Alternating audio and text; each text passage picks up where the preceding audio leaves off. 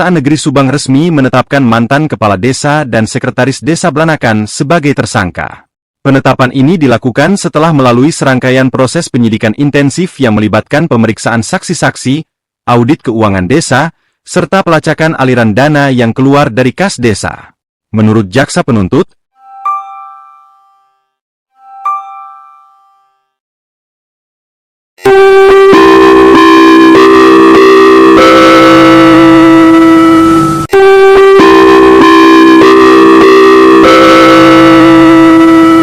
Anda kini menyaksikan siaran berita terkini dari Lapor News.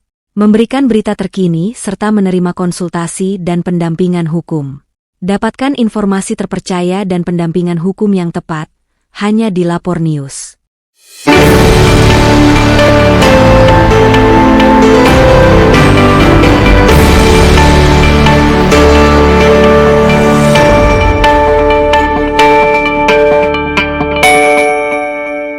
Lapor News, Bandung, kasus korupsi di tingkat pemerintahan desa kembali mencuat. Kali ini, dugaan penggelapan dana desa terjadi di Desa Blanakan, Kabupaten Subang, Jawa Barat, yang melibatkan mantan kepala desa dan sekretaris desa, yang juga merupakan pasangan suami istri. Keduanya diduga melakukan penyelewengan terhadap dana bantuan langsung tunai, BLT, yang bersumber dari Anggaran Pendapatan dan Belanja Desa, APBDes, tahun 2022 dan 2023. Total kerugian negara akibat tindakan mereka diperkirakan mencapai 1,5 miliar rupiah. Kasus ini bermula dari laporan masyarakat terkait ketidaksesuaian jumlah bantuan yang diterima oleh warga. Laporan tersebut kemudian diinvestigasi oleh Kejaksaan Negeri Subang yang akhirnya mengungkap adanya indikasi kuat bahwa dana BLT yang seharusnya disalurkan kepada warga terdampak pandemi COVID-19 telah disalahgunakan oleh mantan kepala desa dan sekretarisnya. Berdasarkan hasil penyelidikan, kedua tersangka diduga menggunakan dana tersebut untuk berbagai keperluan pribadi, termasuk pembangunan proyek fiktif yang tidak pernah terrealisasi. Modus operandi dan penyalahgunaan wewenang. Dalam investigasi yang dilakukan oleh Kejaksaan Negeri Subang, ditemukan bahwa kedua tersangka menggunakan modus penggelapan yang cukup rapi. Dana BLT yang seharusnya dicairkan kepada masyarakat berpenghasilan rendah dimanipulasi dengan cara mengurangi jumlah penerima, serta melakukan penggelembungan anggaran pada beberapa proyek desa yang tidak dilaksanakan sesuai rencana. Proyek-proyek tersebut, yang sebagian besar hanya ada di atas kertas, meliputi pembangunan infrastruktur desa seperti jembatan, saluran irigasi, serta perbaikan jalan desa. Pihak kejaksaan juga mengungkapkan bahwa tersangka seringkali mengeluarkan dokumen palsu terkait pelaksanaan proyek, sementara uang dari kas desa dialihkan untuk keperluan pribadi mereka. Dana yang digelapkan, digunakan untuk membeli kendaraan pribadi dan melakukan renovasi rumah. Ini adalah salah satu bentuk penyalahgunaan wewenang yang sangat serius. Dana yang seharusnya menjadi hak masyarakat miskin untuk bertahan di masa pandemi, malah digunakan untuk kepentingan pribadi oleh oknum yang memiliki tanggung jawab besar terhadap kesejahteraan warga desa, ungkap Kepala Kejaksaan Negeri Subang dalam konferensi pers, Jumat 13 September. Proses penetapan tersangka. Setelah mendapatkan bukti-bukti yang cukup kuat, pada awal September 2024, Kejaksaan Negeri Subang resmi menetapkan mantan Kepala Desa dan Sekretaris Desa Blanakan sebagai tersangka. Penetapan ini dilakukan setelah melalui serangkaian proses penyidikan intensif yang melibatkan pemeriksaan saksi-saksi, audit keuangan desa, serta pelacakan aliran dana yang keluar dari kas desa.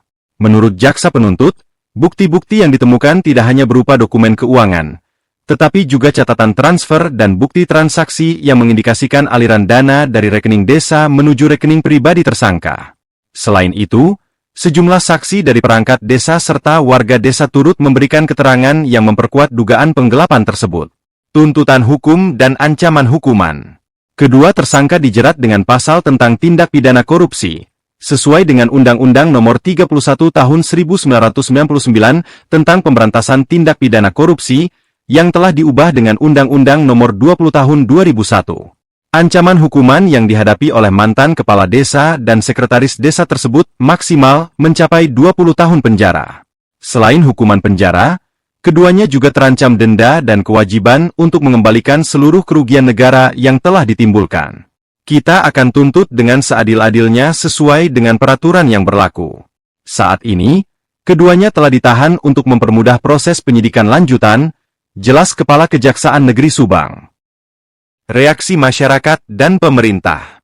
Kasus ini menuai banyak sorotan, tidak hanya dari masyarakat Blanakan, tetapi juga dari berbagai pihak yang peduli terhadap pengelolaan keuangan desa. Warga desa Blanakan merasa sangat dirugikan oleh tindakan kepala desa yang seharusnya menjadi pemimpin dan pelindung masyarakat.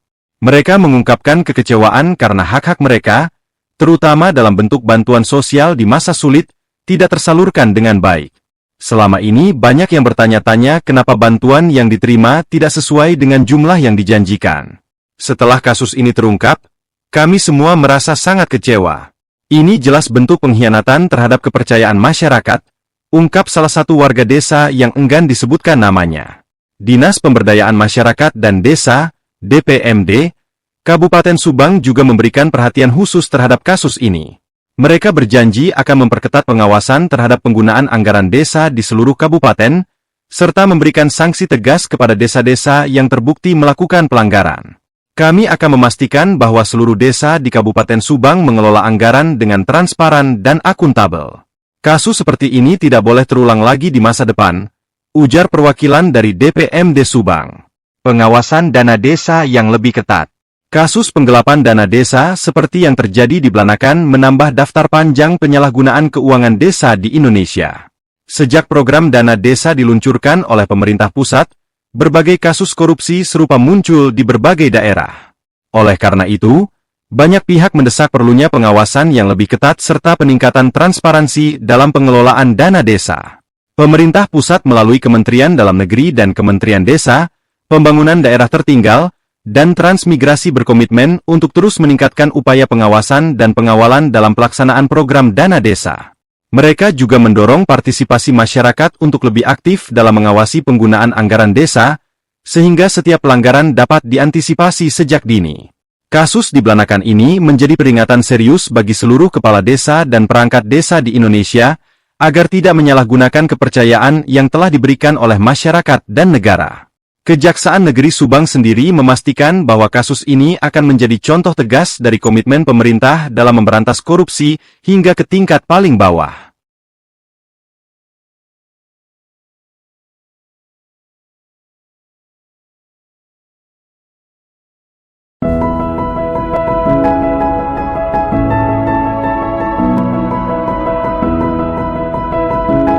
Dijual cepat. Rumah luas dan nyaman di Tasikmalaya, Jawa Barat.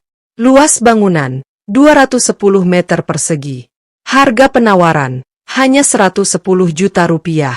Apakah Anda sedang mencari rumah nyaman dengan harga terjangkau? Ini adalah kesempatan emas bagi Anda. Rumah luas yang terletak di Tasikmalaya, Jawa Barat ini sangat cocok untuk hunian keluarga maupun investasi properti masa depan. Keunggulan lokasi. Lokasi strategis, memudahkan akses ke berbagai fasilitas umum. Fasilitas pendidikan, hanya beberapa menit dari pesantren Suryalaya. Akses transportasi, dekat dengan jalur angkutan umum.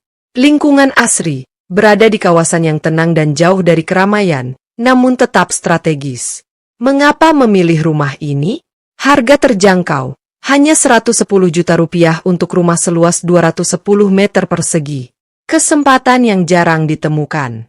Potensi investasi tinggi. Dengan lokasi yang berkembang pesat, nilai properti di kawasan ini terus meningkat. Lingkungan nyaman, aman dan nyaman untuk keluarga, dengan lingkungan yang ramah dan sejuk. Kelengkapan fasilitas. Rumah sudah siap huni, tidak perlu renovasi besar. Ini adalah pilihan yang tepat bagi Anda yang mencari hunian ideal di Tasikmalaya, atau peluang investasi properti dengan nilai terbaik. Jangan tunda lagi. Hubungi kami sekarang juga untuk informasi lebih lanjut dan jadwalkan kunjungan Anda ke rumah ini.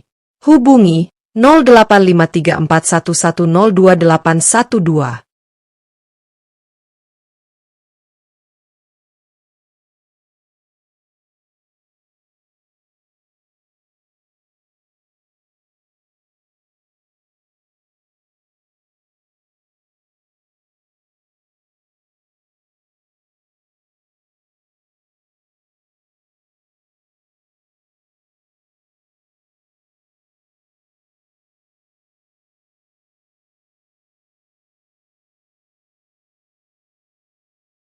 Jual kolbak tahun 78.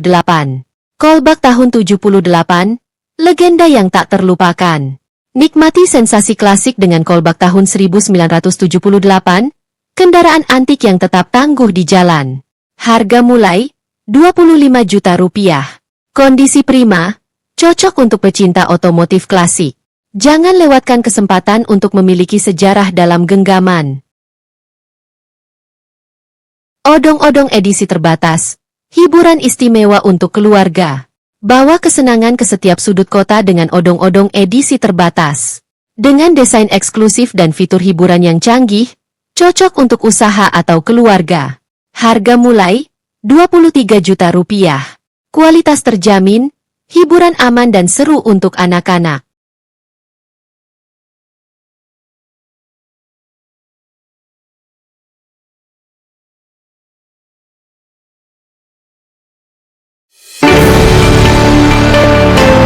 Saksikan terus Lapor News untuk berita-berita menarik lainnya. Jangan lupa untuk subscribe, like, dan share. Kami juga menyediakan layanan bantuan pendampingan hukum untuk Anda. Kelanjutannya di media cyber Lapor News dengan mengetupnya di Google. Jangan lupa di subscribe, like dan share-nya ya. Terima kasih atas keringanan tangannya.